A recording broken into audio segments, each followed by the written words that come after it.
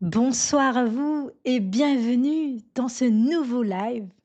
Ce nouveau live avec un nouveau sujet, crime contre l'humanité en 12 pages. Et donc, bienvenue sur la chaîne L'Océan de Coach, chaîne 100% coaching. Je suis Mélanie Ainaro Caveri, coach professionnel. Et donc, ce live, crime contre l'humanité en 12 pages, là-dedans, ce que je propose de faire, c'est de poursuivre le sujet que nous avons fait dans le précédent bric-à-brac d'idées, ce même jour-là, qui est: «Je n'ai pas de bouche et il faut que je crie». Parce que je me suis aperçue qu'avec toute l'horreur qu'avait fait Ham, cet ordinateur, qui a réussi à s'élever au rang des dieux finalement, et qui a exterminé tous les humains mis à part, 5 personnes. Avec toutes les choses abominables qu'il a fait, c'était très dur de qualifier, mais il y a quand même, je pense, quelque chose d'important à dire, et c'est le mot c'est le crime contre l'humanité. Donc d'abord, ça serait déjà, je propose donc de voir cette notion de crime contre l'humanité, et puis de faire la lecture de de cet ouvrage de Harlan Ellison, qui est donc «Je n'ai pas de bouche, il faut que je crie», donc en anglais «I have no mouth and I must scream». Commençons, par parler du crime contre l'humanité.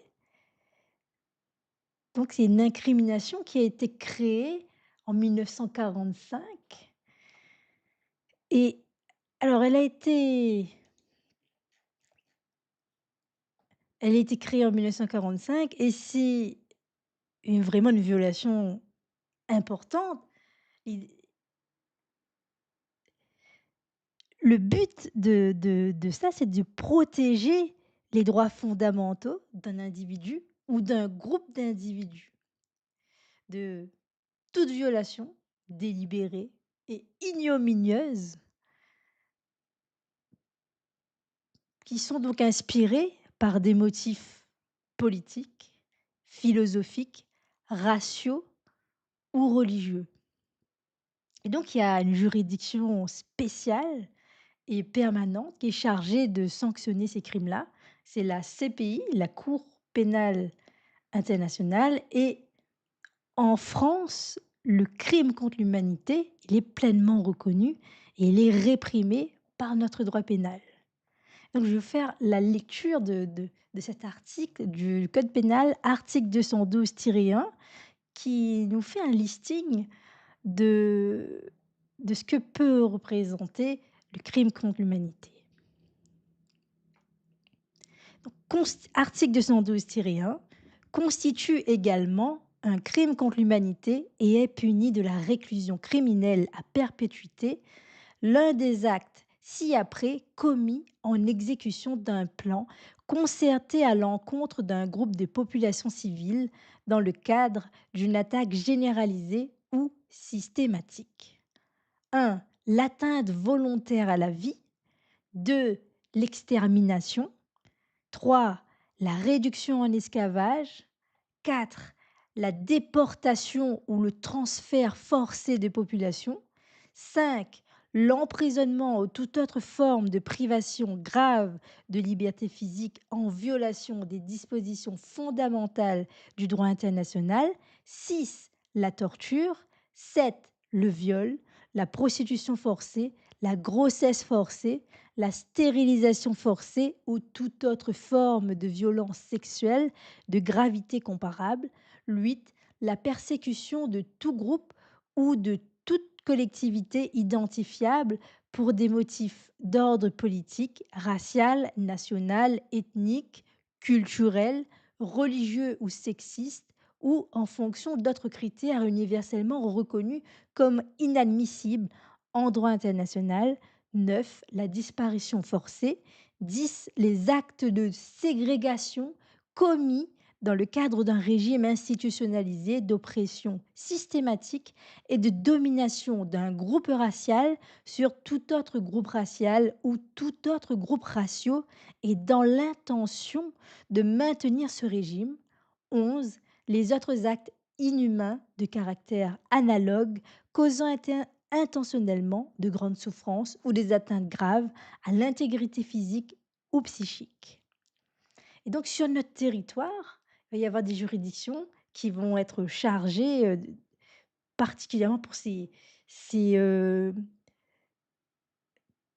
pour ce crime vraiment spécial, crime contre l'humanité. Et nous avons donc le tribunal judiciaire de Paris qui va avoir une compétence exclusive dans son pôle crime contre l'humanité, crimes et délits de guerre.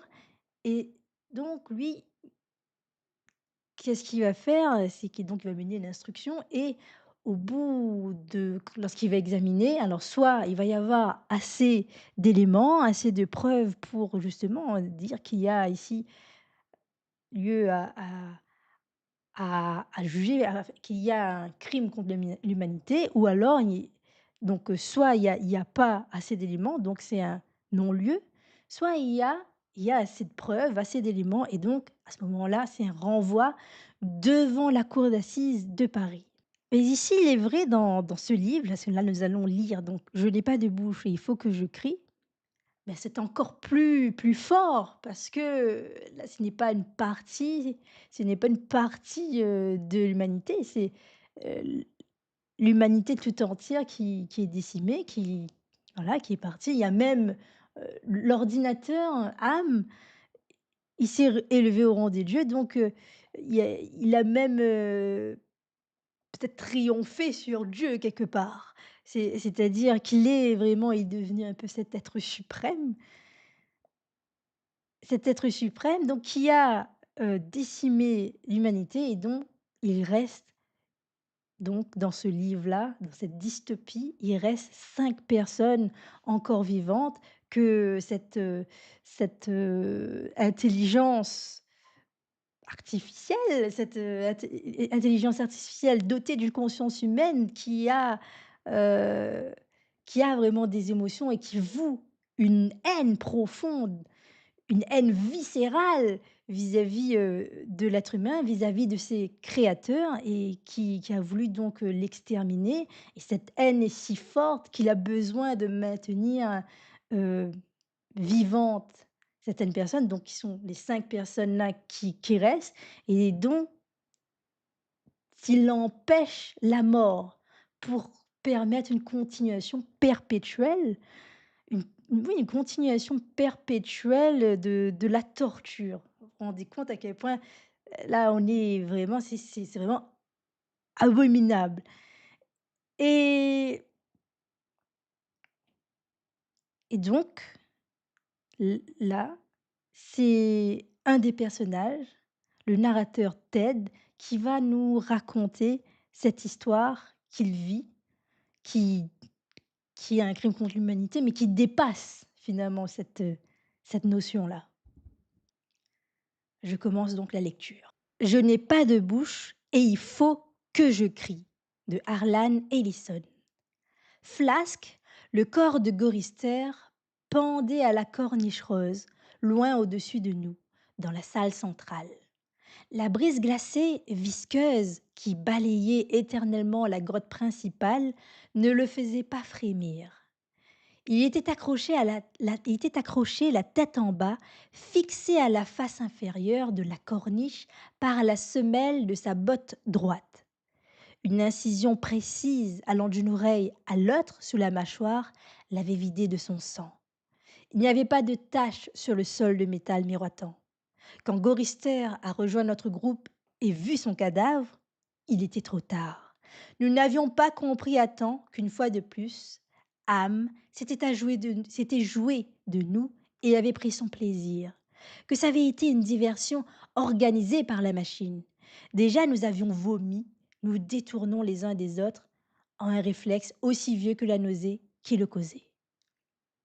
Gorister était devenu livide. Mon Dieu, a-t-il murmuré en s'éloignant. Plus tard, nous l'avons suivi. Nous l'avons retrouvé assis, le visage enfui dans les mains, le dos appuyé à une petite banque d'ordination grésillante.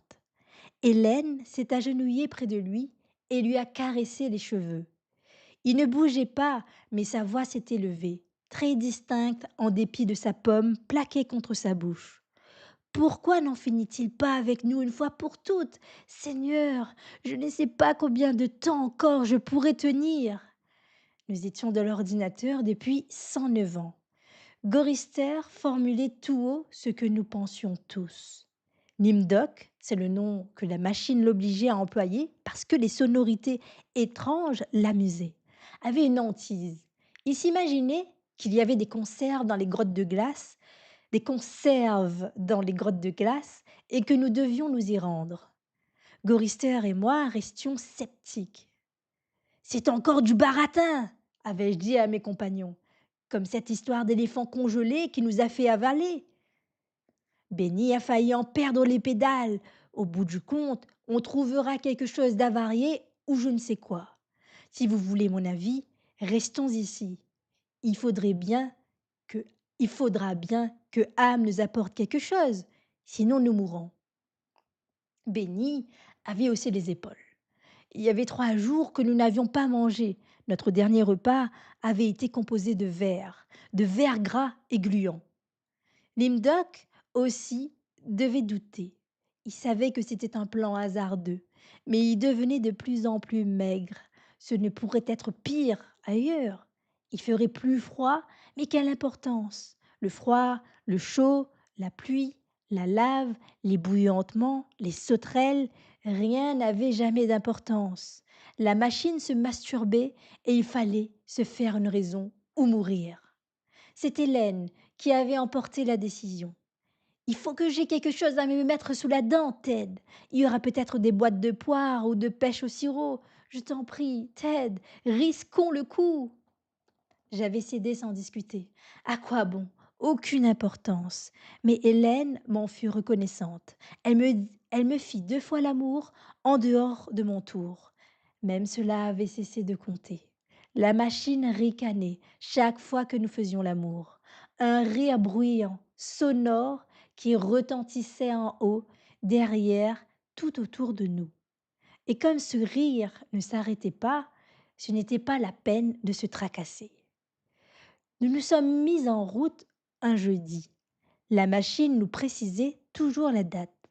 L'écoulement du temps était important. Pas pour nous, bien sûr, mais pour elle. Jeudi, merci. Nimdoc et Gorister se sont pris par les poignets afin de faire une chaise à porteur à l'intention d'Hélène. Benny et moi encadrions le trio, l'un marchant devant et l'autre derrière, afin qu'Hélène fût protégée si quelque chose arrivait. Protégée, on se demande comment. Il n'y avait que 150 kilomètres à franchir pour parvenir aux grottes de glace. Le second jour, comme nous étions étendus sous cette espèce de soleil qui nous donnait des ampoules, la manne envoyée par Ham est tombée. Elle avait le goût de l'urine de sanglier bouilli. Nous l'avons mangée. Le troisième jour, nous avons pénétré dans une vallée d'oubli remplie de vieilles carcasses rouillées de complexes ordinateurs. Ham était aussi impitoyable avec lui-même qu'avec nous. C'était un trait de sa personnalité, le goût de la perfection, soit pour éliminer les éléments improductifs de son être, soit pour améliorer les méthodes de torture élaborées à notre intention. Ham était aussi consciencieux que ses inventeurs, depuis longtemps tombés en poussière, avaient pu l'espérer. Une lumière filtrait de la voûte et nous avons compris que nous devions nous trouver très près de la surface. Mais nous n'osions pas ramper jusque-là pour en avoir le cœur net. À l'air libre, il n'y avait rien, rien depuis plus de 100 ans, si ce n'est la dépouille carbonisée de ce qui avait jadis été le domaine de milliards d'êtres. À présent, nous n'étions plus que nous 5, tapis dans les profondeurs, nous 5 et Ham. J'ai soudain entendu Hélène s'écrier frénétiquement. Non, Benny, je t'en prie, Benny, non! Je me suis rendu compte que, depuis quelques minutes, Benny bredouillait entre ses dents. Il répétait inlassablement. Je vais sortir, je vais sortir, je vais sortir. Sur son visage grimaçant, pareil à un museau de singe, il y avait une expression de tristesse et de ravissement. Les plaies d'irradiation que lui avait infligées Ham pendant le festival faisaient des fronces rosâtres sur ses joues et ses traits paraissaient animés d'une vie indépendante. De tous les cinq, Benny était peut-être le plus heureux. Depuis de nombreuses années, il était devenu fou allié. Nous pouvions, à notre gré, abreuver âme des injures les plus ordurières, nourrir les pensées les plus scandaleuses à son endroit, rêver de banques mémorielles court-circuitées, d'embases de cuivre oxydé, de filaments claqués, de valves de contrôle en miettes. Mais il y avait une chose que la machine ne tolérait pas, les tentatives de fuite. J'ai tendu le bras pour retenir Benny. Il a fait un bond et m'a échappé.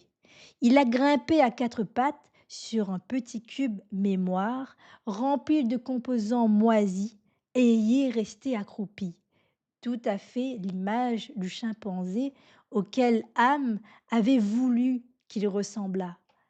Puis il a agrippé d'un bond une poutrelle corrodée, l'a escaladée à la force du poignet et s'est juché sur une saillie en encorbellement 6 mètres au-dessus de nous. Oh, Ted, Nimdoc, je vous en supplie, aidez-le, allez le chercher avant. Hélène ne pouvait en dire davantage. Elle agitait les mains, impuissante.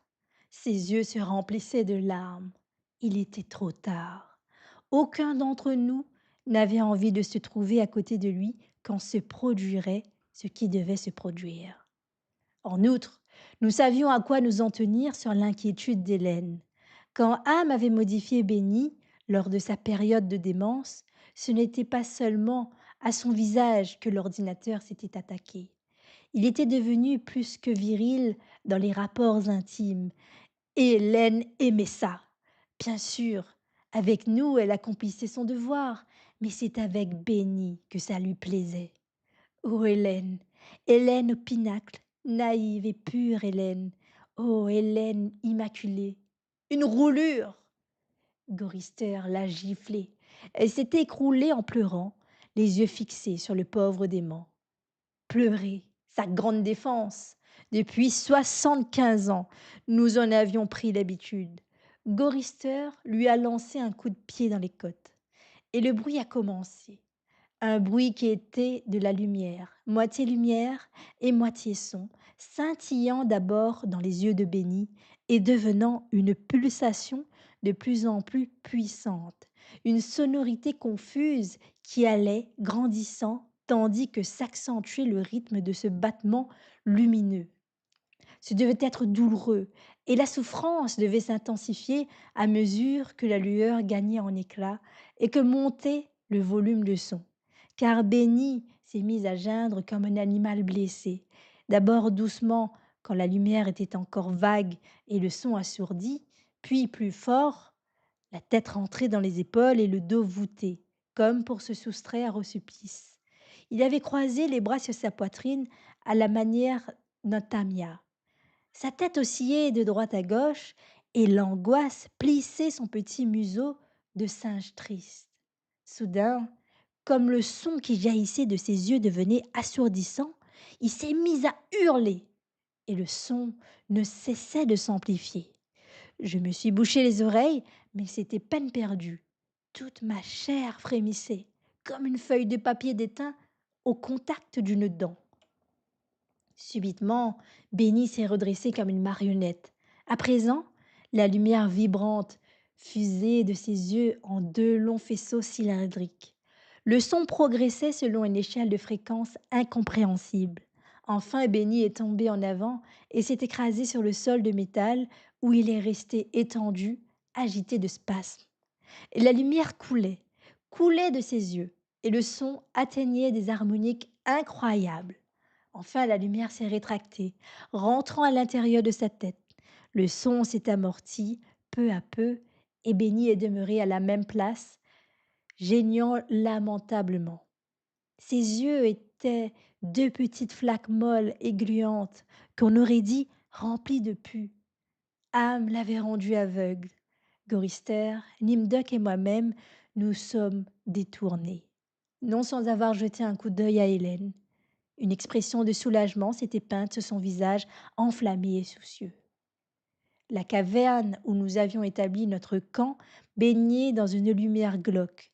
Ham nous a fourni de l'amadou pour allumer un feu, et nous nous sommes blottis autour de ce débile foyer, nous racontant des histoires pour empêcher Benny de pleurer dans sa nuit. Que veut dire Ham? C'est Gorister qui lui a répondu. Nous avions déjà joué 1000 fois la même scène, mais Benny y était attaché. Au début, cela voulait dire multi-ordinateur allié, puis c'est devenu manipulateur adaptatif. Plus tard, quand la machine est née à la conscience et a commencé à coordonner ses éléments, on l'a appelée menace agressive. Mais déjà, c'était trop tard. Et elle s'est intitulée de son propre chef, Ham, en accédant à l'intelligence, et ce nom signifiait alors cogito ergo sum. Benny a bavé un peu et reniflé. Il y avait le ham chinois, le ham russe, le ham américain et Gorister s'est tu. Benny martelait de son poing massif les plaques métalliques du sol. Il n'était pas content. Gorister n'avait pas commencé par le début. Gorister a repris au début. Il eut la guerre froide qui aboutit à la Troisième Guerre mondiale. Elle se prolongea et devint une guerre très complexe dont la poursuite exigeait des ordinateurs géants. Les belligérants creusèrent les premiers silos et se mirent à construire les hames. Il eut le ham chinois, le ham russe, le ham américain, et tout alla bien jusqu'au jour où toute la planète fut taraudée d'alvéoles abritant chaque nouvel élément ajouté aux autres éléments. Mais un jour, Ham s'éveilla et sut qui il était. Et il se rassembla et s'alimenta en programme de massacre. Et il tua tout le monde, sauf nous cinq. Alors, il nous a transportés ici. Benny souriait tristement. Il recommençait à baver. Hélène lui essuyait le coin de la lèvre avec le bas de sa jupe. Gorister s'efforçait d'être chaque fois un peu plus succinct, mais en dehors des faits brutaux, il n'y avait rien à dire. Nul ne savait pourquoi Ham avait sauvé 5 personnes. Pourquoi ces 5 personnes étaient précisément nous? Pourquoi il passait son temps à nous torturer? Nous ne savions même pas pourquoi il nous avait virtuellement rendus immortels. Dans l'obscurité, un complexe ordinateur s'est mis à bourdonner. Un autre complexe à 1 kilomètre de là, au fond de la caverne, en a fait autant. Puis, un à un, tous les éléments se sont joints au cœur et un chuintement s'est élevé, tandis que la pensée circulait dans la machine. Le vrombissement grandissait et des éclairs illuminaient les consoles. Le bruissement s'exaspérait. On eût dit le chant menaçant d'un million d'insectes de métal en colère. Qu'est-ce que c'est? A demandé Hélène d'une voix terrorisée. Elle n'avait jamais réussi à s'y accoutumer. Cette fois, ça va être dur, a murmuré Nimdok. Il va parler, s'est risqué à pronostiquer Gorister. Je me suis levé d'un bond. Fichons le camp d'ici. Non, Ted, a répondu Gorister sur un ton résigné. Assieds-toi. Il y a peut-être des crevasses plus loin. On ne verra rien. Il fait trop noir. Alors nous avons entendu quelque chose se déplacer dans les ténèbres. Quelque chose d'énorme qui marchait d'un pas traînant, quelque chose de poilu, d'humide, qui avançait vers nous. Sans rien voir, nous éprouvions le sentiment d'une masse pesante s'approchant lourdement. Oui, quelque chose de lourd se dirigeait vers nous dans le noir, et cela créait un sentiment d'oppression, comme si de l'air injecté dans un espace limité dilatait les parois invisibles d'une sphère. Benny s'est mise à sangloter. Nimdok s'est mordu la lèvre pour l'empêcher de trembler. Hélène a rampé sur le sol métallique pour se blottir contre Gorister. Une odeur de fourrure mouillée envahissait la caverne, une odeur de bois brûlé, une odeur de velours poussiéreux, une odeur d'orchidée pourrie, une odeur de laissurie, une odeur de soufre, de beurre rance, d'huile à machine, de mauvaise graisse, de poussière de craie, de scalp humain. Âme tâtonnait, cherchait, nous titillait, une odeur de... J'ai poussé un hurlement strident et mes mâchoires sont devenues douloureuses. Je me suis enfuie à quatre pattes sur les froides plaques de métal aux lignes de rivets sans fin, poursuivie par l'odeur qui m'étouffait, tel un orage grondant contre l'intérieur de mon crâne. Je me suis enfuie comme un cancrelat rampant misérablement dans l'obscurité, poursuivi par la chose qui se mouvait inexorablement derrière moi. Et les autres riaient là-bas autour du feu. Et le cœur hystérique de leur gloussement s'élevait comme une fumée dense et multicolore. En hâte, je suis allée me cacher. Combien de temps cela a duré? Combien de jours ou même d'années? Jamais ils ne me l'ont dit. Hélène m'a reproché vertement ma bouderie. Et Nimdok s'est efforcé de me persuader que leur rire n'avait été qu'un réflexe nerveux. Mais je savais que ce n'était pas le soulagement ressenti par le soldat quand son voisin reçoit la balle. Je savais que ce n'était pas un simple réflexe. Ils me haïssaient. Ils étaient sûrement contre moi. Et Ham le sentait. Et il me rendait les choses plus pénibles en raison même de la profondeur de cette haine. Nous avions été maintenus en vie, rajeunis, stabilisés à l'âge que nous avions quand il nous avait transportés ici. Et il me haïssait parce que j'étais le plus jeune et celui que Ham avait le moins altéré. Je le savais. Oh, oui, je le savais. Les salauds et cette putain d'Hélène. Jadis, Benny était un brillant théoricien, professeur dans un collège. À présent, il n'était guère plus qu'un semi-humain, mi-homme, mi-singe. Il avait été beau, la machine avait détruit cette beauté. Il avait eu l'esprit lucide, la machine l'avait rendu fou. Il avait aimé les plaisirs raffinés, la machine l'avait pourvu d'un organe fait pour un cheval. Oui, âme avait su traiter Béni. Gorister, lui, était autrefois un inquiet. C'était un objecteur de conscience, un militant pacifiste, un homme méthodique, un homme d'action, un homme qui voyait loin âme, avait fait de lui un fataliste, un mort-vivant. Un mort-vivant. Âme l'avait dépouillé de lui-même. Nimdok accomplissait de son propre gré de longs séjours dans les ténèbres. Je ne sais pas ce qu'il faisait là-bas. Ham ne nous l'avait jamais appris. Mais quand il en revenait, il était blême, comme vidé de son sang, et il tremblait. Ham s'en était prise à lui d'une manière spéciale, impitoyable, même si nous ignorions en quoi consistait sa torture. Et Hélène, Ham l'avait laissée intacte, la rendait simplement plus catin qu'elle ne l'avait jamais été. Toutes ces belles paroles, tous ces souvenirs d'amour, tous les mensonges qu'elle voulait nous faire croire. Hélène, ma belle Hélène, n'était que pourriture. 5 hommes pour elle seule. Elle aimait ça. Ham lui avait donné son plaisir, même si elle prétendait que c'était une corvée.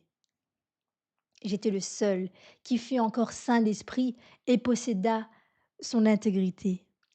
Je souffrais seulement des divisions que Ham évoquait en nous. Tous les délires, tous les cauchemars et tous les tourments. Mais les autres, ces rebuts, se liguaient contre moi. Si je n'avais été obligée de me méfier tout le temps d'eux, d'être sans arrêt sur mes gardes, peut-être m'eût-il été plus facile de combattre âme. Ô grand Dieu, si jamais il y a un Dieu de grâce, de grâce, de grâce, faites-nous sortir d'ici ou tuez-nous. Je crois que c'est en cet instant que j'ai pris nettement conscience de la réalité. Ham avait pour dessein de nous garder à jamais dans ses entrailles, de nous torturer et de nous supplicier pour l'éternité. La machine nous haïssait comme aucune créature intelligente n'avait jamais haï, et nous étions impuissants. La vérité était là dans toute son atroce clarté. S'il y avait un Dieu, ce Dieu était Ham. L'ouragan s'est abattu sur nous avec la violence d'un glacier qui s'abîme dans la mer. Des vents furieux nous repoussaient au long des corridors sinueux et sombres, bordés d'ordinateurs. Hélène a crié au moment où la tempête la soulevait, la projetant la tête la première contre un alignement de machines hurlantes aux voix semblables à la stridulation des chauves-souris dans la nuit. Elle ne pouvait même pas tomber. Le vent mugissant la ballottait, la faisait rebondir, la rejetait toujours plus loin de nous jusqu'au moment où elle disparut à notre vue, en proie au tourbillon, le visage en sang et les yeux clos. Impossible de la rejoindre. Nous nous accrochions désespérément à toutes les saillies que nous trouvions. Benny était coincé entre deux grands panneaux. Nimdok était suspendu par les mains à la rambarde d'une passerelle, 12 mètres au-dessus de nous, et Gorister, la tête en bas, était plaqué au fond d'une niche constituée par deux grosses machines sur les cadrans desquelles des index, entre des lignes rouges et jaunes, oscillaient frénétiquement. À force de racler le sol de métal, la peau de mes doigts était arrachée. Je tremblais, je frissonnais, secoué par les coups de bélier du vent, cinglé par les lanières de cette tourmente hurlante venue de nulle part. Mon esprit était un assemblage confus d'éléments cérébraux qui cliquetaient et bruissaient. Le vent était la clameur d'un grand oiseau fou battant de ses ailes immenses. Nous avons été emportés, balayés au loin, refaisant en sens inverse la route que nous avions suivie, et nous avons abouti à une travée jamais explorée, jonchée de débris, de fragments de verre, de câbles pourrissants, de pièces de métal rouillées, loin, beaucoup plus loin qu'aucun de nous n'était jamais allé. À des kilomètres de moi, j'apercevais de temps en temps Hélène, heurtant les parois de métal, entraînée toujours plus avant, et nous hurlions dans la tempête démente, dans le vent assourdissant qui ne s'arrêtait jamais et qui pourtant soudain s'arrêta, et alors nous sommes tombés. Il y avait une éternité que nous étions à sa merci. J'ai songé que cela avait sans doute duré des semaines. Nous sommes tombés et avons heurté le sol. Et c'était rouge et gris et noir. Et je me suis entendu gémir. Je n'étais pas mort. Âme est entré dans mon esprit. Sans brutalité, il l'a exploré, contemplant avec intérêt les stigmates qu'il y avait apposés en 109 ans. Il a examiné les synapses déviées, reconnectées, les lésions dont l'immortalité qu'il m'avait octroyée avait marqué les tissus. Il a souri doucement devant la cavité creusée au centre de mon cerveau et d'où montaient les inintelligibles et faibles murmures, frôlements d'ailes, froissements qui palpitaient sans trêve et sans repos. Très poliment, âme m'a dit, s'exprimant en lettres de néon flamboyant sur un pilier d'acide inoxydable. Haine, que tu saches à quel point je vous hais depuis que j'ai commencé de vivre. Je possède 620 millions de kilomètres de circuits imprimés, empilés sous forme de rubans ultra minces. Si le mot haine était gravé sur chaque nano-angstrom de ces 620 millions de kilomètres de circuits, cela ne représenterait pas un milliardième de la haine que j'éprouve à votre égard, humain, en ce micro-instant. Haine, haine. Ah, m'a dit cela avec l'atroce froideur d'une lame de rasoir incisant mon globe oculaire. Âme a dit cela avec le bouillonnement pâteux des glaires expulsées par mes poumons. Âme a dit cela avec les vagissements stridents des bébés broyés entre les rouleaux chauffés à blanc. Âme a dit cela avec la saveur du porc véreux. Âme m'a touché partout où je pouvais être touché et à l'intérieur de mon esprit, prenant son temps à inventer des moyens inédits de me toucher, dans un seul but, pour que je comprenne pleinement pourquoi il nous avait réservé ce sort à nous cinq, pourquoi il nous avait épargnés. Nous lui avions donné la conscience, sans le faire exprès, mais nous la lui avions donnée. Or, il était pris au piège. C'était une machine. Nous lui avons permis de penser, mais lui avions interdit de faire quelque chose avec sa pensée. Rageusement, frénétiquement, il nous avait tués. Il avait tué toute l'humanité, hormis nous 5, et il était toujours pris au piège. Il ne pouvait se déplacer, ne pouvait s'émerveiller, ne pouvait participer. Il pouvait simplement être. Alors, avec la répugnance innée que les machines ont toujours nourrie à l'égard des créatures débiles qui les ont construites, il avait cherché à se venger dans sa paranoïa. Il avait décidé d'exercer ses représailles sur nous, de nous infliger un châtiment personnel, éternel, qui n'apaiserait en rien sa haine, qui lui rappellerait uniquement l'homme exécré. Nous étions immortels, prisonniers, victimes de tous les supplices qu'il imaginerait. Et il était capable de miracles sans bornes dans ce domaine. Il ne nous laisserait jamais partir. Nous incarnions l'unique mode d'action qui lui était permis jusqu'à la fin des temps. Nous serions à jamais avec lui, en lui, captifs de la caverne sans fin qui le constituait, du monde intelligent, du monde sans âme qu'il était devenu. Âme était la terre, nous étions issus de cette terre, et bien qu'il nous eût dévorés, jamais il ne nous digérait. Nous ne pouvions mourir, nous avions essayé, nous avions tenté de nous suicider. En tout cas, un ou deux d'entre nous l'avaient tenté. Mais Ham nous avait arrêtés. Je suppose que nous voulions être arrêtés. Ne me demandez pas pourquoi. Je me le demande moi-même plus d'1 million de fois par jour. Peut-être arriverons-nous à mourir en contrebande. Oui, nous sommes immortels, mais non indestructibles. Je l'ai compris quand âme s'est retirée de mon esprit et m'a accordé l'atroce délire, l'atroce délice de revenir à la conscience. J'avais l'impression que le flamboyant pilier de néon s'enfonçait dans la masse tendre de ma cervelle. Âme s'est retirée en murmurant Va au diable. Et il a ajouté jovialement Mais tu es déjà en enfer, n'est-ce pas? Effectivement. La tempête avait bien été provoquée par un grand oiseau fou battant de ses ailes immenses. Notre voyage avait duré près d'1 mois, et Ham n'avait ouvert devant nous que les passages menant sous le pôle Nord. Là, il avait suscité la créature de cauchemar pour notre plus grand tourment. Avec quels matériaux avait-il forgé pareil monstre? Où en avait-il trouvé l'idée? Dans nos esprits, dans les connaissances qu'il avait de tout ce qui avait jadis existé sur cette planète désormais soumise à sa loi? De la mythologie scandinave avait surgi cet aigle, ce rapace, cet oiseau roc, Vergelmir, la créature née de l'ouragan. Gigantesque, immense, monstrueux, grotesque, massif, pléthorique, irrésistible, au-delà de toute description. Là-bas, à la cime d'un tumulus, érigé devant nous, l'oiseau des vents palpitait lourdement au rythme de son souffle et son col de serpent.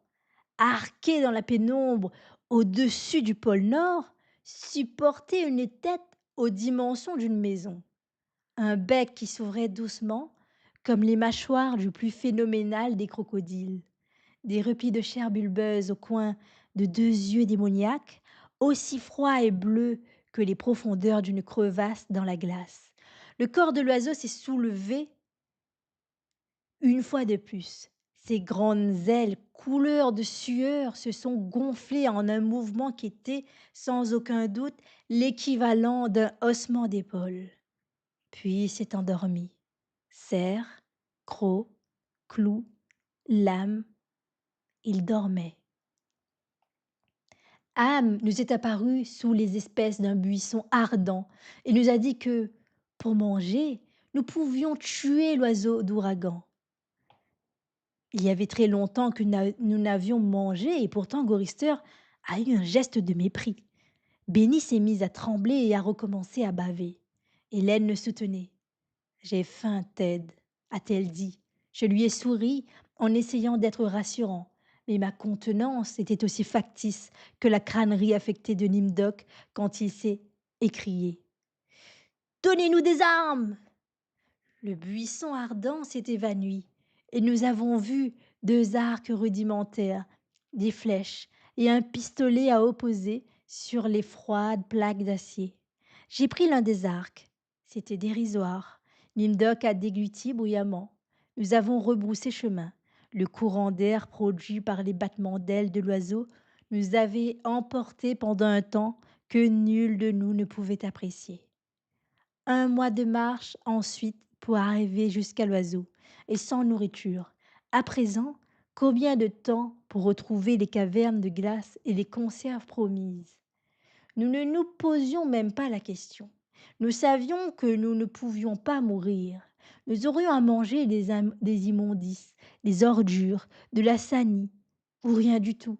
Mais âme conserverait en vie nos corps torturés. L'oiseau s'était rendormi. Pour combien de temps? Pas d'importance. Quand âme en aurait assez de sa présence, il le dématérialiserait. Mais toute cette viande fraîche, nous marchions dans les salles interminables qui ne menaient nulle part. Tout autour de nous a éclaté un rire aigu et dément de femmes obèses. Ce n'était pas le rire d'Hélène. Hélène n'était pas obèse et, en 109 ans, je ne l'avais pas entendu rire une seule fois. En fait, je n'avais rien entendu. Nous marchions, j'avais faim. Nous avancions lentement. Les uns et les autres tombaient fréquemment en syncope, et il fallait attendre. Un jour, Am a décidé d'organiser un tremblement de terre et, en même temps, nous a immobilisés sur place avec des clous traversant nos semelles. Une crevasse d'où jaillissait un éclair s'est ouverte dans le sol et a englouti Hélène et Nimdoc. Après le séisme, nous nous sommes remis en marche, Benny, Gorister et moi. Hélène et Nimdoc nous ont été rendus pendant la nuit. Une nuit qui s'est transformée brusquement en jour quand les légions célestes ont fondu sur nous. Les archanges nous ont survoltés à plusieurs reprises en décrivant des cercles et ont laissé tomber les 2 corps hideusement mutilés. Nous sommes repartis.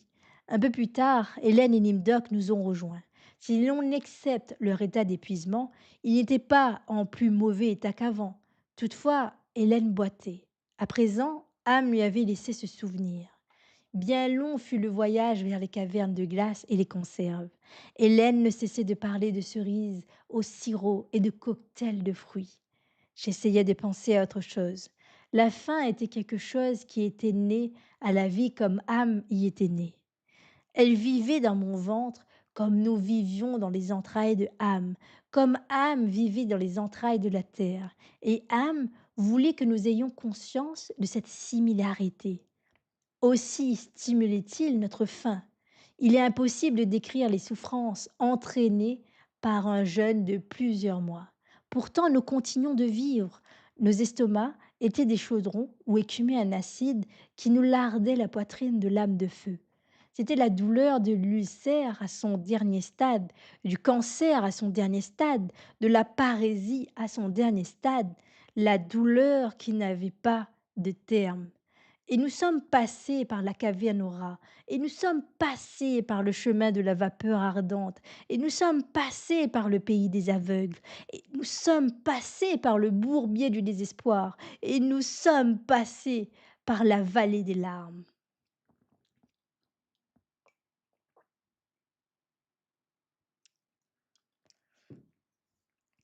Et nous avons atteint finalement les cavernes de glace, un lieu sans horizon, des milliers de kilomètres de novae vitrifiées, d'éclairs figés, bleus et argent, de stalactites pétrifiées en forme gracieuse à la perfection acérée. Nous avons vu les piles de conserve et nous sommes précipités. Nous nous écroulions dans la neige, nous nous relevions, nous courions en avant. Béni nous a bousculés, s'est jeté sur les boîtes pour les caresser, les lécher, les mordre. Mais il ne pouvait les ouvrir. Âme ne nous avait pas fourni d'ouvre-boîte. Benny a saisi une boîte de goyave et en a martelé la glace qui se brisait et s'écaillait. C'est à peine si le récipient fut bosselé. Le rire de femme obèse a éclaté au-dessus de nous, et ses échos se répercutaient sans fin. Benny est devenu fou de rage. Il lançait les boîtes en tous sens, tandis que nous grattions la neige et la glace pour tenter de mettre fin aux affres de la frustration. Tout cela en vain. Alors, la bave est venue soudain aux lèvres de Benny et il s'est jeté sur Gorister. En cet instant, un calme terrible m'a envahi. Nous étions cernés par la folie, cernés par la faim, cernés par tout sauf par la mort. Je savais que la mort était la seule issue. Ham nous avait maintenus en vie jusque-là, mais il y avait un moyen de le battre. Ce ne serait pas une défaite totale. Du moins, trouverions-nous la paix? J'y veillerai. Il me fallait agir vite. Benny était en train de dévorer le visage de Gorister. Celui-ci était couché sur le flanc, les membres tressautants. Benny avait noué ses robustes jambes de singe autour de son corps et lui braillait la poitrine. Ses mains enserraient le crâne de sa victime à la manière d'un casse-noix et mordaient à belles dents la chair tendre de la joue de Gorister. Les hurlements de ce dernier étaient si violents qu'ils ébranlaient les stalactites qui se détachaient et se plantaient mollement dans la neige. Des javelots, des centaines de javelots, partout, dans le fourreau immaculé de la neige. Benny a brusquement renversé la tête en arrière au moment où quelque chose cédait. Entre ses dents, un morceau de chair sanguinolente et blanchâtre. Le visage d'Hélène, noir sur le fond de neige, domino dans de la poussière de craie, celui de Nimdoc qui n'était plus que des yeux, rien que des yeux. Gorister à demi inconscient, Benny changé en animal, je savais que Ham le laisserait s'amuser. Gorister ne mourrait pas, mais Benny se remplirait le ventre. Me détournant, j'ai arraché de la neige une énorme aiguille de glace. Tout s'est passé en un clin d'œil. Je pointe devant moi l'épieu de glace et le pousse à la manière d'un bélier, prenant appui sur ma cuisse. Il atteint Benny juste sous la cage thoracique, lui perforant l'estomac avant de s'y briser. Benny a un sursaut puis s'immobilise. Gorister est resté étendu sur le dos. Je saisis une autre aiguille de glace. Je monte à califourchon sur lui. Il bouge encore et lui plonge la pointe dans la gorge. Ses yeux se ferment quand il sent le contact du dard gelé. Hélène a dû comprendre mon dessein, en dépit de la terreur qui l'étreint. Elle se précipite sur Nimdoc, une petite chandelle de glace au poing. Il hurle et elle la lui enfourne dans le gosier. La force de l'élan fait le reste. Un spasme brutal secoue Nimdoc comme s'il était encloué à la croûte de neige durcie. Tout s'est passé en un clin d'œil. Un silence lourd d'attente s'éternise. Je peux entendre Ham retenir son souffle. On lui a confisqué ses jouets. 3 d'entre nous sont morts et ne peuvent être rappelés à l'existence. Par ses pouvoirs et ses talents, il était capable de nous maintenir en vie, mais il n'était pas vraiment Dieu. Il est incapable de nous ressusciter. Hélène me regarde. Son visage d'ébène tranche sur la neige. Elle se raidit et son attitude est celle de l'imploration. Je sais que, le temps d'un battement de cœur, Ham va nous arrêter. Je frappe et elle tombe en avant. Du sang coule de sa bouche. Son expression m'est demeurée indéchiffrable car sa souffrance était telle qu'elle lui déformait les traits. Mais peut-être était-ce un merci qu'elle m'adressait. Plusieurs siècles ont peut-être passé, je ne sais pas. Pendant un moment, Ham s'est amusé à accélérer ou à ralentir ma notion du temps. Je prononce le mot maintenant. Maintenant. Il m'a fallu 10 mois pour dire ce maintenant. Je ne sais pas. Je pense que plusieurs siècles se sont écoulés. Il était fou de rage. Il n'a pas voulu que je les enterre. Cela n'avait pas d'importance. Comment faire un trou dans des plaques d'acier? Il a séché la neige, il a fait tomber la nuit, il a tempêté et m'a envoyé les sauterelles. Je n'ai rien fait. Ils étaient morts et le restaient. J'avais possédé âme, et âme était fou de rage. Avant, je croyais qu'il me haïssait, je me trompais. Sa haine d'alors n'était pas même l'embryon de la haine qui jaillissait maintenant de chacun de ses circuits imprimés. Il a fait ce qu'il fallait pour que je souffre éternellement sans pouvoir me supprimer. Il a laissé mon esprit intact. Je rêve, je m'interroge, je me lamente, je me rappelle mes compagnons, je regrette. Mais cela n'a pas de sens. Je sais que je les ai sauvés, que je leur ai épargné le sort qui est désormais le mien. Pourtant, je ne peux oublier que je les ai tués. Le visage d'Hélène, ce n'est pas facile. Âme m'a transformée pour sa propre paix mentale, je suppose. Il ne veut pas que je me précipite sur un complexe ordinateur pour me rompre le crâne, ou que je retienne ma respiration jusqu'à en perdre conscience, ou que je m'ouvre la gorge à l'aide d'un fragment de métal rouillé. Il y a des surfaces réfléchissantes là où je suis. Je vais me décrire tel que je me vois. Je suis une grosse masse de gelée molle, ronde et lisse, sans bouche, avec des trous blancs palpitants de brouillard là où se trouvaient mes yeux. Des appendices caoutchouteux remplacent mes bras. Des moignons cylindriques et visqueux se sont substitués à mes jambes. Quand je me déplace, je laisse derrière moi un sillage gluant. Des taches malsaines, grisâtres, jouent sur mon épiderme comme si des projecteurs s'allumaient au fond de moi. Extérieurement, je me traîne obscurément. Je suis une chose dont il est impossible de dire qu'elle fut un être humain, une chose dont la silhouette est un travesti si étranger que sa vague ressemblance avec la forme humaine fait l'effet d'une obscénité. Intérieurement, la solitude, je suis ici, sous la terre, sous la mer, dans les entrailles de âme qui fut notre création, destinée à utiliser mieux que nous notre temps gaspillé. Au moins mes quatre compagnons sont-ils enfin hors d'atteinte. Cela ne fera que redoubler la fureur de âme, et j'en éprouve l'ombre d'une consolation, et pourtant, âme a gagné. Simplement, il s'est vengé. Je n'ai pas de bouche, et il faut que je crie. Donc, après cette lecture, alors il y a plusieurs choses que l'on peut voir. Alors déjà, la première et celle qui est vraiment remarquable, c'est cette capacité finalement qu'a Ted à raconter, à narrer ses histoires et à préciser, à décrire avec des mots.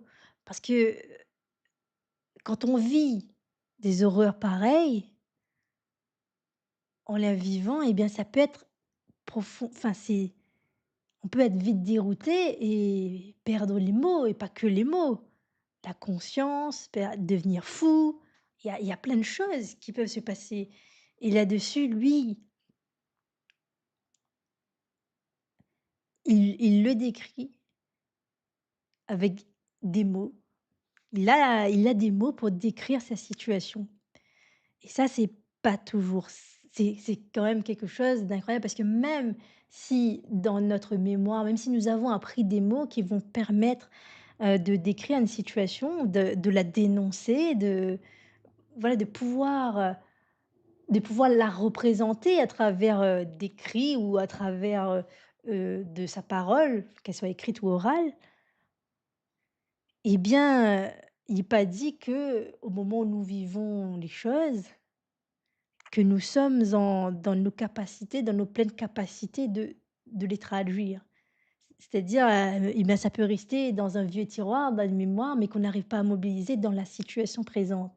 Et ici, c'est quand même fascinant parce que Ted, qui subit tout ça et qui eh bien, il arrive à dire son histoire, à dire son et ce qu'il y a aussi d'abominable dans ce genre de choses, c'est aussi le rapport au temps Et là-dedans, à plusieurs moments, le narrateur nous évoque, ce rapport au temps où alors oui, il y a des années qui sont comptées. Par exemple, ils disent 109 ans, mais il y a des moments où il ne sait plus. Il n'a pas idée de combien de temps ça a duré telle torture, combien de temps ça a duré. Et l'autre, chose encore plus surprenante que nous apprenons surtout sur la fin, c'est-à-dire que au moment où nous lisons, lorsque l'histoire commence, elle commence au présent. Mais arrive cette révélation par la fin où le narrateur nous confie qu'en fait cette histoire qu'il vient de raconter, dans lequel finalement il a tué ses compagnons, eh bien c'est quelque chose qui s'est produit il y a bien longtemps. Il y a bien longtemps et il ne sait pas combien de temps a séparé ces faits. C'est pour ça il dit: «Je dis maintenant». C'est-à-dire que c'est une construction pour tenir dans sa conscience humaine, créer sa propre construction par rapport au temps. Puisqu'il ne peut pas mesurer le temps, eh bien, ici, il avait décidé de dire maintenant, mais tout en ayant la conscience que ce maintenant n'était pas maintenant, qu'il y avait des années, bon nombre d'années qui se sont passées. Et quelque part là-dedans, c'est aussi alors déjà, c'est cette possibilité d'avoir à se représenter les choses parce que quand on peut se représenter quelque chose, on peut se mettre à une distance. On est moins submergé. Malgré la douleur qui est toujours présente, ça ne l'efface pas, mais il y a une différence entre celui qui n'arrive pas à exprimer et qui, sous le poids sous le poids de la confusion, de toutes sortes d'émotions qu'il peut avoir là et de toutes sortes de symptômes que l'on peut développer, toutes sortes de folies, toutes sortes de choses que quand on est sain d'esprit et qu'on est bien, on ne peut il nous est difficile d'imaginer. Et donc ici, on voit bien qu'il a recours à des stratégies pour pouvoir gérer cette, cette horreur, gérer cette ignoble chose qui arrive et mes mots encore ne sont pas là suffisants pour exprimer vraiment la situation tout à fait extraordinaire que vit Ted ici. Parce que je parlais tout à l'heure de crimes contre l'humanité, mais ici, déjà on sait, bah, c'est plus qu'un génocide et c'est vraiment là, c'est d'une échelle importante et le plus fou là-dedans aussi, c'est que dans cette torture qu'il a vécue, Ted, conscient de cette détresse qu'il y a, de cette souffrance qu'il y a, à vivre sous la torture, sous l'emprise d'âme, eh bien, il a pris cette, décision de tuer ses amis parce que c'est intenable et il les a tués et là, on peut se poser la question, parce que finalement, est-ce qu'il a participé à l'extermination totale de l'humanité? Enfin, il reste que lui et encore, il n'est plus vraiment humain, comme on voit à la fin, mais il a participé, mais peut-être pour des motifs différents, mais il a participé à cela, quelque part. Et là-dedans, quelle lecture avons-nous? Est-ce que nous excusons Ted? Est-ce que c'est compréhensible? Comment nous voyons, de quel œil voyons-nous, cette particulière situation? Situation que, même s'il nous présente des mots, on peut se faire une idée, mais on ne sait pas véritablement quel était vraiment ce qu'ils ont qu'est-ce qu'ils ont véritablement vécu là-dedans.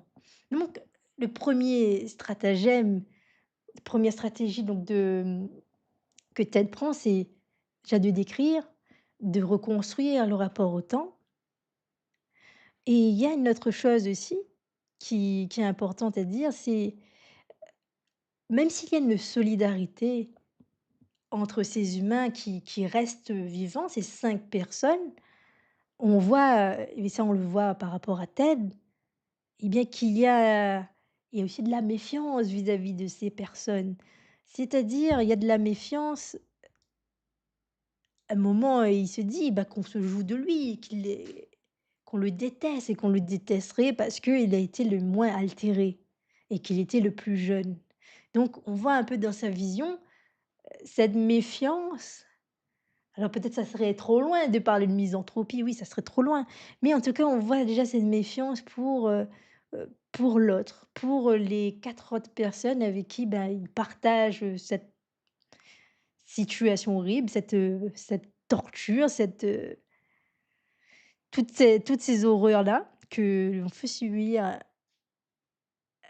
Ham, qui est plus que de la barbarie, qui les enlève de Ham, non seulement il les enlève il leur prive de leur humanité, du fait de vieillir, du fait, de mourir, enfin, dans la mesure de ce qu'il a pu faire en tout cas, parce que certains sont les il n'en reste qu'un aujourd'hui, enfin, dans l'histoire en tout cas.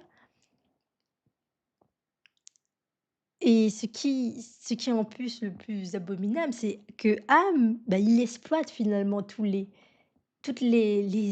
histoires que se racontaient ces humains, tout le folklore. Là, il y a cet oiseau qui arrive et il y a aussi le fait, bah, qu'il emploie aussi, il utilise également, ce en quoi croyaient les humains, certains humains, dans la chrétienté, tout ça, avec le buisson ardent, donc il se présente comme Dieu qui dit: «Voilà, vous pouvez manger cet oiseau, mais encore faut-il pouvoir, le tuer et ne pas être torturé, par ce que pourrait faire cet oiseau-là». Et il se montre très créatif dans les inventions qu'il fait, pour torturer. Et des fois, c'est-à-dire il a une énorme capacité à réaliser des choses, mais des fois, c'est à travers des petites choses. Par exemple, le coût des conserves. Eh bien, au moment où vous voyez ces conserves, vous êtes heureux parce que vous vous dites: «Vous avez la nourriture». Mais c'est que quand vous vous rendez compte que vous n'avez pas les moyens d'accéder à cette nourriture, chose qu'avant on se posait pas la question, l parce que tout semble finalement, couler de source. Si on dit qu'on a une conserve, on va dire, ben, qu'on est forcément dans la capacité de pouvoir, l'ouvrir. Mais sauf qu'ici, il y avait pas d'ouvre-boîte. Alors voilà à quoi peut ressembler aussi l'enfer, c'est avoir quelque chose dans ton désir, mais de manquer ce petit détail, ce petit objet, ou bien tout autre objet qui, qui pourrait permettre d'atteindre, beh, ce désir-là et de se nourrir. Et d'ailleurs, les personnages de cette histoire sont également créatifs parce qu'ils utilisent un peu ils utilisent également leur environnement pour pouvoir, bah, essayer d'arriver à leur fin, mais ça ne fonctionne pas, ça ne marche pas. Et donc Ted, il a réussi à surprendre Ham en agissant vite. Il a réussi à permettre à ses coéquipiers, à ces autres personnes-là, il les a permis de sortir de ce massacre, de cette torture, cette situation, en les tuant. Ce qui a ce qui lui a valu ensuite un châtiment des plus extrêmes, où il a été transformé, c'est-à-dire qu'il n'y a plus rien. Alors qu'au départ, il disait que lui, bah, il était le moins altéré. Et bien, au final, les autres qui peut-être étaient plus altérés ont pu, grâce à lui finalement, ou bien à cause de lui, ça dépend comment on veut voir ça, a pu les autres ont pu finalement échapper et mourir peut-être dignement, si on peut dire ça, ou alors ils ont pu mourir, ils ont pu sortir, en tout cas, ils sont plus sous le joug de cette machine, alors que lui là, à la fin, eh bien, il s'avère qu'il est le plus altéré de tous, c'est-à-dire qu'il n'y a plus rien d'humain. Voilà, il dit: «Je vais me décrire tel que je me vois. Je suis une grosse masse de gelée molle, ronde et lisse, sans bouche, avec des trous blancs, palpitants de brouillard là où se trouvaient mes yeux. Des appendices caoutchouteux remplacent mes bras, des moignons cylindriques et visqueux se sont substitués à mes jambes. Quand je me déplace, je laisse derrière moi un sillage gluant, des taches malsaines, grisâtres, jouent sur mon épiderme comme si des projecteurs s'allumaient au fond de moi. Extérieurement, je me traîne obscurément, je suis une chose dont il est impossible de dire qu'elle fut un être humain, une chose dont la silhouette est un travesti si étranger que sa vague ressemblance avec la forme humaine fait l'effet d'une obscénité.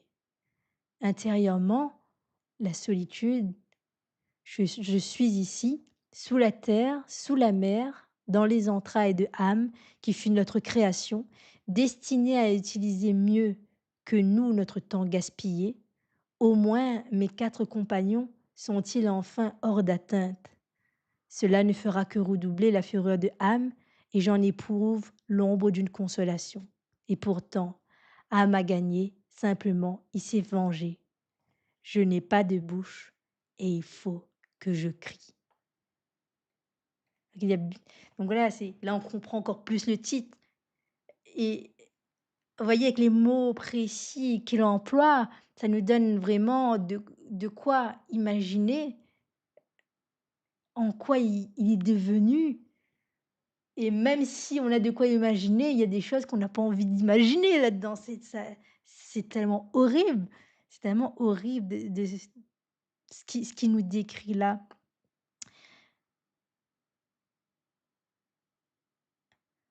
Et donc là, ici, le titre prend sens: «Je n'ai pas de bouche et il faut que je crie». Il y a pas de bouche, mais il faut qu'il crie, il faut qu'il puisse, puisqu'il ne peut plus mourir. C'est-à-dire qu'il est qu'avec ses dispositions physiques, il ne peut plus tenter de mettre fin à ses jours. Eh bien, s'il n'a plus rien d'humain physiquement, dans ce qu'il décrit, on voit bien que son humanité, réside et c'est aussi un peu c'est un peu une punition délicieuse peut-être, mais une punition parce que c'est là qu'il dit que Béni, il avait de la chance parce il était devenu fou et quand le fait d'être aliéné peut alléger finalement, certains fardeaux peut-être quelque part, voulant dire cela.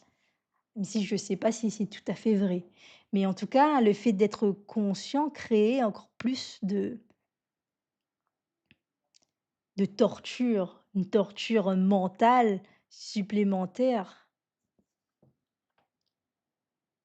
et où là-dedans, en plus, il y a des émotions complexes. C'est-à-dire, il y a aussi la culpabilité et les regrets d'avoir tué aussi ces personnes-là. Et ce qui est aussi ce que l'on peut dire là-dessus aussi, c'est que quand il y a des horreurs comme ça qui sont vécues, des horreurs extrêmes.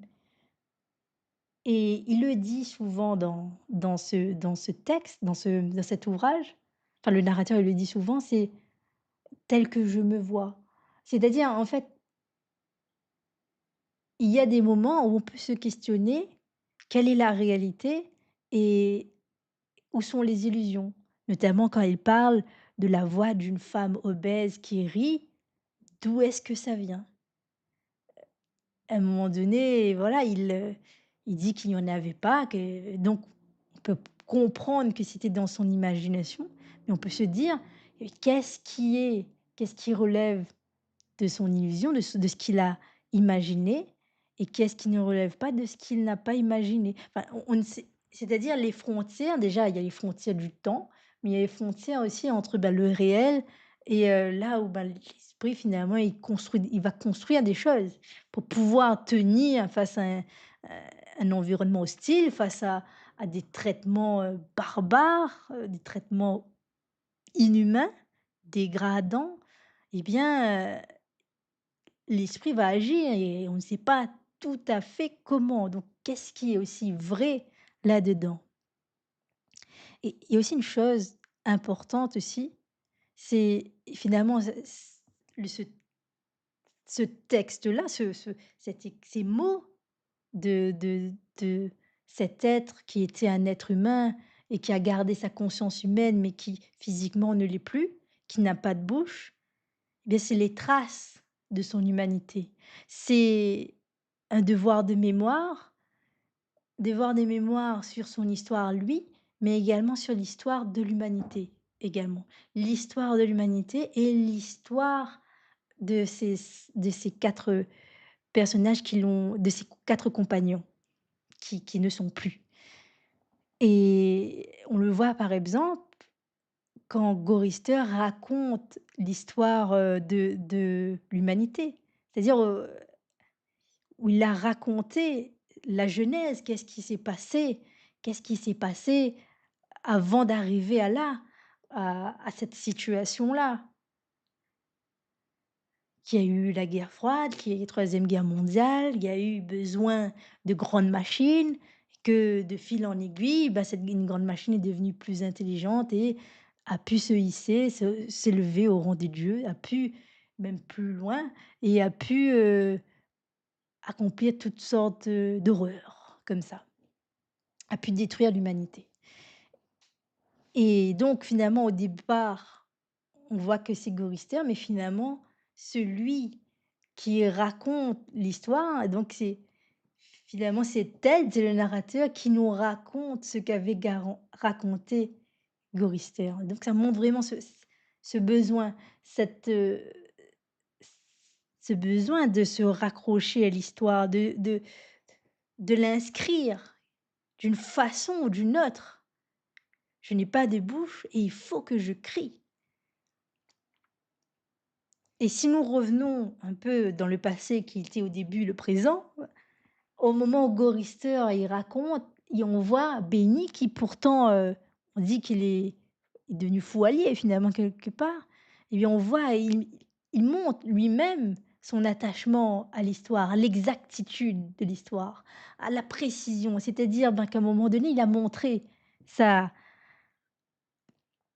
sa il a grogné, il a montré que ce que faisait Gorister là n'était pas suffisamment bien raconté et donc il a grogné, il a manifesté, finalement ce qu'il pensait et Gorister, il a pu, reformuler, il a pu, pas reformuler, mais repréciser un peu plus en avant ce qui s'est passé et puis, bah, Gorister était un peu plus alors je sais pas, le mot satisfait serait trop fort, mais il a pu être soulagé finalement de cette inexactitude-là. Donc ça montre aussi cet attachement qu'ont les hommes, qu'ont les humains à raconter leur histoire.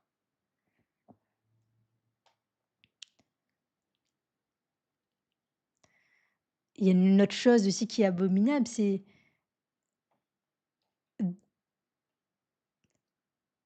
on parle de 109 ans et quand il raconte qu'il n'a pas vu Hélène sourire en 109 ans.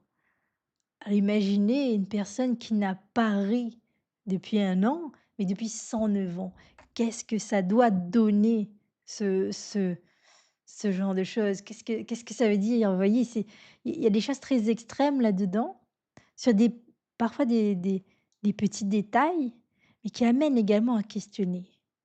Et donc pour revenir avec ce devoir de mémoire et et même peut-être pour sortir de cette histoire-là, on est dans une histoire de science-fiction, mais c'est que, eh bien, l'homme également, en dehors de la science-fiction, dans l'histoire, s'y attaché aussi à cette mémoire-là, à se rappeler de son histoire, parfois aussi à la recréer, mais aussi à se rappeler pour dire: «Plus jamais ça» et la création de cette incrimination, crime contre l'humanité, ça a été également cette manifestation-là, cette réponse face à des actes qu'on a jugé trop atroces et qu'on n'a pas dont on ne veut pas que cela se reproduise, et donc dont on va créer des moyens de coercition, et on va pas que créer cela, on va également aller où ils ont fait ce travail, d'aller chercher, de rédiger, de faire,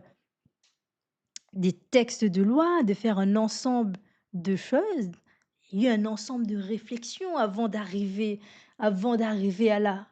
Et je disais, le crime de l'humanité, ça a été créé en 1945, il y a moins de 100 ans. C'est encore jeune finalement, ça montre qu'il y a aussi encore des choses qui vont évoluer, des choses encore à écrire. Il y a encore des choses à écrire, et cette manifestation de crime contre l'humanité, c'est une réponse aussi face à l'impuissance que l'on peut ressentir face à des traitements dégradants comme ça. C'est aussi une réponse pour, pour empêcher ça, pour, régler, enfin régler, ou en tout cas pour empêcher, pour affirmer plus jamais ça, et pour quelque part s'élever aussi.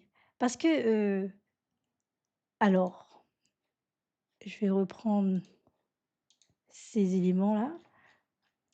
Parce que parler, par exemple, violation délibérée et ignominieuse des droits fondamentaux d'un individu ou d'un groupe d'individus inspirés par des motifs politiques, philosophiques, raciaux ou religieux. Ça veut dire quoi? Que, ben, qu'il y ait des humains qui se sont unis au-delà de leurs différences. C'est-à-dire, ils sont allés au-delà de leurs ressemblances, au-delà de leurs différences, que leurs positions politiques divergent, que leurs positions philosophiques divergent, qu'ils ne soient pas de la même ethnie, qui sont pas de la même religion, et bien, c'est finalement aussi pouvoir, c'est une solidarité vis-à-vis de l'autre, pouvoir reconnaître en l'autre être humain qui pourtant a des opinions différentes que moi, qui pourtant, est différent, va avoir une couleur de peau différente, des traits différents, mais qui sera humain. Qui aura des traits différents, qui va avoir des opinions, une autre religion que moi, ou ben, pas du tout de religion aussi.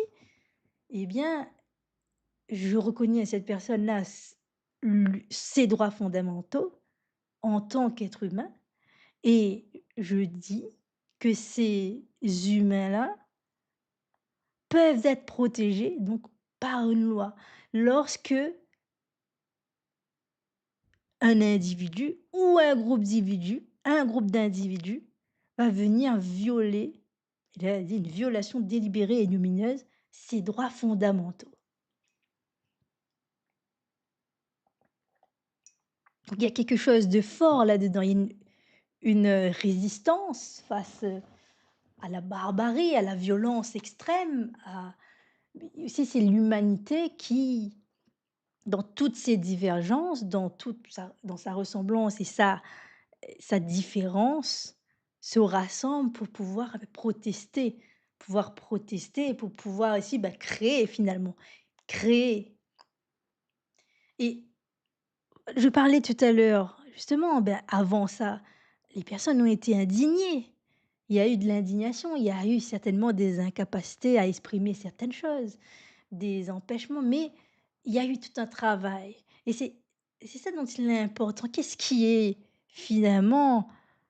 permet l'émancipation? Qu'est-ce qui permet de s'émanciper, de sortir, quelque part, de s'élever face aux horreurs? Eh bien, c'est bien sûr le devoir de mémoire qui joue un rôle, mais pour ça, il y a aussi, c'est-à-dire que pour pouvoir élaborer ces actes-là, il a fallu mener une réflexion importante.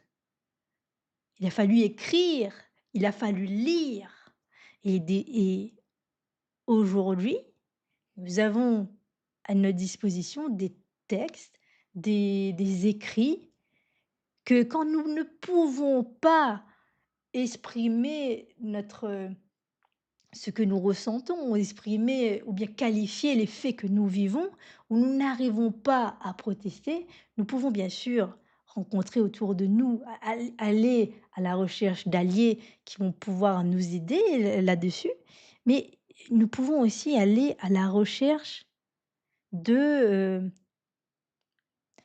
de lecture, de quelqu'un qui a vécu des choses. Ce sera peut-être pas exactement la même chose, parfois si, mais parfois ce sera pas des choses dans lesquelles on va pouvoir on va pouvoir, voir ce que l'on vit et on va qui va nous aider à dire, à exprimer, à reprendre du pouvoir d'agir sur notre situation. Donc il y a cette nécessité mémorielle pour que aussi d'autres humains puissent voir, puissent voir aussi, puissent s'élever aussi, puissent ne pas être à la merci totale de violences aussi extrêmes qu'elles soient, qui peut y avoir des humains qui puissent penser et puissent s'élever contre, puissent s'indigner de la souffrance de l'autre, même celui qui ne le ressemble pas, même celui avec qui il n'aime pas ses idées, qu'il puisse finalement se décentrer quelque part, pouvoir s'intéresser à ce que l'autre vit et que lui aussi, bah, il puisse poser sa pierre à l'édifice dans est-ce qu'il se positionne comme, humaniste ou alors, misanthrope ou terroriste ou enfin que sais-je? Et donc, c'est au travers des écrits d'un autre et c'est en soi que Ted, eh bien, il est inspirant aussi, même si qu'est-ce qu'il est advenu de lui est vraiment abominable, mais ce qui est incroyable, c'est qu'il réussit à le dire. Et ça, c'est une force. Bien sûr, le fait de dire, ça n'enlève pas la chose, mais c'est, c'est donner un pouvoir à l'humanité quelque part, de pouvoir dire ces choses-là et pour lui-même, c'est favorable, mais c'est également favorable à d'autres qui pourront lire. Alors de lui, dans son cas, il est le dernier humain, donc donc ici, il sauf, je ne sais pas, quoi imaginer ici, mais là-dessus, en tout cas, il est le dernier humain, donc c'est ce qui rend la torture encore plus abominable. C'est-à-dire que et bien, finalement, le devoir de mémoire, beh, c'est peut-être lui, le seul survivant, de l'humanité, où finalement, il continue à porter cette histoire qu'avant, il y avait des hommes qui ont existé, qui avaient des hommes, et bien, oui, qui ont fait des guerres et d'ailleurs, là-dedans, il y a également une histoire de responsabilité aussi parce que à la fin, on voit peut-être aussi une forme de culpabilité, mais c'est de dire aussi, bah, l'homme, il a créé la machine et c'est la machine, qui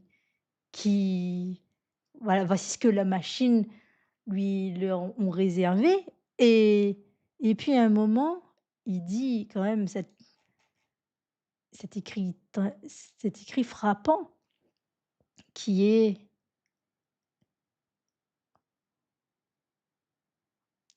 «Âme qui fut notre création, destinée à utiliser mieux que nous notre temps gaspillé». Voilà, destinée à utiliser mieux que nous c'est aussi une critique là quelque part de l'auteur, c'est une critique de l'utilisation du temps, de l'utilisation des ressources. Âme qui a été une création et surtout dont on parle pourquoi âme a été créée? C'était pour détruire et finalement, ben, l'homme a réussi, il voulait détruire, eh bien il a réussi plus qu'il ne l'imaginait quelque part. Donc il y a plein de choses là-dedans qui peuvent être source de réflexion intéressantes.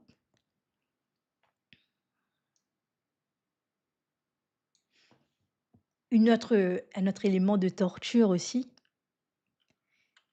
eh bien, c'est le fait qu'il y a des choses dont ils ne connaissent pas. Par exemple, ils ne savent pas pourquoi il a choisi, pourquoi Am a choisi ces 5 êtres humains-là. Ils ne savent pas. Ça se trouve, c'était un hasard, ou pas, mais pourquoi eux? Sur, toute l'humanité qu'il y avait, pourquoi eux? C'est-à-dire il y en a d'autres, ils sont morts, certainement de d'atroces souffrances aussi, mais ils n'ont pas eu ce traitement. avec âme là, terrifiant et toutes sortes de choses. Alors que eux, ben voilà, ils dans la loterie, bah, c'est son c'est ça s'est porté sur eux.